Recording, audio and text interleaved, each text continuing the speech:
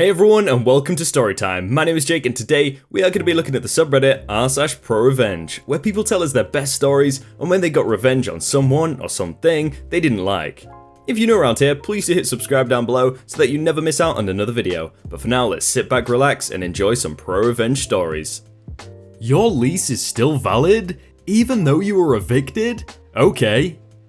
I'll try to keep the details vague enough to keep me anonymous, hence the dummy account. This might be a little long, buckle in.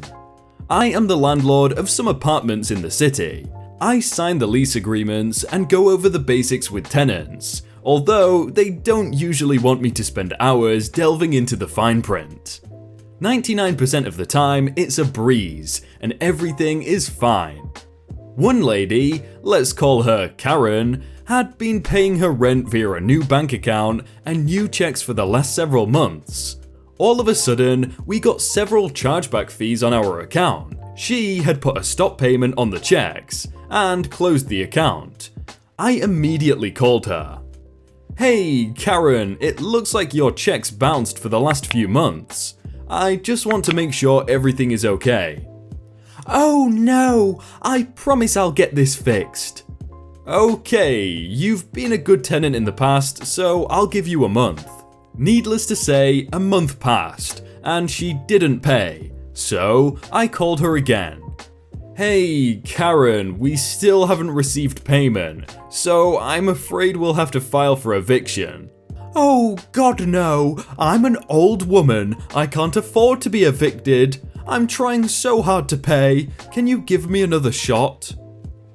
As long as you pay before the court date, the eviction doesn't have to go through. The court date arrives, and guess who hasn't paid yet? At court, the judge rules for a 24-hour notice to vacate. Karen, in tears, comes up to me afterwards. Can you please give me another chance? I can't afford to go anywhere else. I'm sorry Karen, but the only way I could do that is if you paid off the debt, signed a new lease agreement, plus a first month's rent, plus a new security deposit. And I don't think that's going to happen. Goodbye. So I left, and I thought that was that. My maintenance guy would come in a few days to do the inspection and clean up, and then we'd put it on the market. He shows up a few days later, and there's a problem. They're still there. So I called the sheriff to schedule a set out. A problem though. According to the sheriff, the 24-hour notice was no longer valid, as we had struck up a deal afterwards. So the court had reversed the eviction decision. I had no recollection of having decided that this would happen. I called the court and they informed me that the eviction was no longer valid, as apparently I told the sheriff that I was giving her more time, invalidating the decision, etc. What happened was that Karen had called the sheriff and told him that the court had reversed the decision because of a non-existent deal. She had then called the court and told them that the sheriff could not evict her, as I had waived the notice. And she had used my words, twisting my denial of an extension into a deal. I tried to give her the benefit of the doubt. I sent Karen a copy of the new lease agreement, asking for the debts, in addition to rent for a first month, and a new security deposit. Her lawyer then contacted me. Yes, she had the money to hire a lawyer, somehow, informing me that in fact her old lease agreement was still valid as my deal, the one that would require a new lease agreement, invalidated the eviction decision. So I filed for eviction, on the grounds that she had not paid for several months now, 5 to be exact, and therefore had invalidated her old lease agreement. And then I read her old lease agreement. I already know these contracts pretty well, but like I said, I don't usually delve into the minutiae. This time I did. We show up at court. Karen has her lawyer. Karen is bursting, grinning like a fool, like she's won the lottery. Her lawyer looks fairly happy as well. The judge asks me to speak. I would like Karen to leave the apartment, but she is refusing, despite the fact that according to the court's last decision, she should have left over a month ago now. And Miss Karen? Miss Karen cannot be ejected from her home without a new notice. Yes, she has not yet paid past due rent. However, she and the landlord struck up a deal, giving her the time she needed to pay via a verbal agreement. This deal, made directly after the last court date, invalidated the last decision, so Miss Karen will require a new decision, and therefore a new notice, before she can rightfully be evicted from her home. Until then, her lease agreement is still valid. Insert legal jargon. And landlord, what do you have to say? Well, Your Honor, I have to agree. They have made a very, very compelling argument. Karen and I did indeed make a deal, giving her the time she needed to pay. And yes, her old lease agreement is still valid, I guess. Well, according to the terms of the still valid lease, there are some additional things that the court needs to be aware of that I'd like to go over for clarification. I'm sure you have a copy, Your Honor. Yes, I do. And you have a copy, lawyer? Yes, I do. Excellent. Well, Your Honor, if you look at section 4, subsection A on page 2, you will see that after 10 days of non-payment, a late fee of $100 is applied. If you continue reading to subsection B, you will see that after 15 days of non-payment, additional late fees of $10 per day are applied until full payment is rendered. If you continue to subsection C, you will see that failed payments necessitate a chargeback fee of $50 per failed payment. If you will continue, Your Honor, to page 4, section 7, subsection F, you'll see that if a tenant is in any way responsible for a loss of rent, including leaving an apartment in a less than move-in ready condition, failed payments, or lastly, refusal to vacate in the case of an eviction, the tenant is responsible for payment of said loss of rent, in addition to any other debts owed. In addition, on page 8, section 14, subsection A, you'll notice that the tenant is responsible for any and all legal fees resultant from the eviction process, including attorney's fees, such as for the attorney I hired to help me review this lease agreement. Finally, on page 10, the last page, section 17, subsection B, you will see that the tenant is responsible for all HVAC services rendered on their unit. As we sent in a company to fix the unit in Karen's apartment at her request, we have the invoice here for the replacement unit, in addition to the totals for all the fees listed. At this point, the lawyer has gone completely pale. It's clear that he was more concerned that I would fight the whole deal thing than the terms of the lease he thought he'd have to fight to keep valid. Karen looks utterly shell-shocked, her mouth slightly agape, like a child confused by a game of peekaboo. The judge, meanwhile, is completely unfazed, until I hand her the invoice, alongside my maths, a spreadsheet and a piece of paper with the total debt owed circled and highlighted at the bottom of the page. Her eyes widen to the size of her mouth as her jaw dropped with an audible gasp. As you can see, Your Honor, the total owed is in excess of $16,000. I will happily accept the payment in the form of a cashier's check. I'd hate to have to charge yet another $50 fee for a failed payment, should another personal check bounce. Lawyer, do you have anything to say? At this point, the lawyer looks like he's about to pass out. Karen seems to have stopped breathing. The judge remains silent for a moment and then collects herself. I'm afraid you'll have to address that matter of debt in a different court than this one, landlord. We are here only to judge whether Miss Karen is to be evicted from her home today.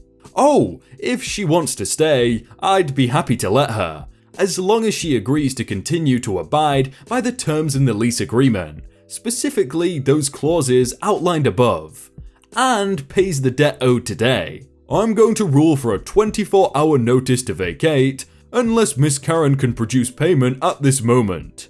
Karen sits, still, quiet, speechless even. Her lawyer is eyeing the window. I like to think contemplating his decisions in life that led him to this point. Maybe thinking about jumping, I don't know. Right, a 24-hour notice to vacate. And landlord? Yes? You'll want to file those charges in small claims court, or a higher court if it exceeds the amount that you can legally pursue in small claims. Already filed, Your Honor. The case has now been resolved, and needless to say, I got a fairly significant bonus in addition to a slight raise. That's really good how they were going into that court so proud and so strong that they were like, we've won this no matter what. And then they just get a complete 180 and they end up going against a completely different case. Use my mug and you'll get burned. I work for a major regional airline as an aircraft maintenance engineer in their heavy maintenance base. Being located in a regional center, we had a relatively tight-knit workforce. We were all a big family, but as families go, there were some personalities that just did not get along. Others that just did stupid stuff without thinking. In the break room above the sink, there was a board with hooks on it for us to hang mugs if we had them. I decided to bring in a mug from home, just your standard plain blue coloured mug. I would hang it on the same hook every time as others had done with their own personal mugs. A couple years pass, and the company purchased some mugs and glassware for the break room and meeting room. Management asked us not to leave any cups or mugs in the sink or on any of the benches. Coincidentally, the mugs they bought were the very same type and colour as my mug, so I thought the safest thing to do was write my name on my mug so it would not get confused by the cleaners as one of the companies. I took a black marker and wrote my name on the bottom. Not long after this, on one particular day, I went in for a smoko and went to get my mug for some tea, only to find it missing from the hook. After a brief search, I found it out in the hanger on a bench. I took it back and thought not much more of it. A few days later, it happened again. This time, it was left in the sink.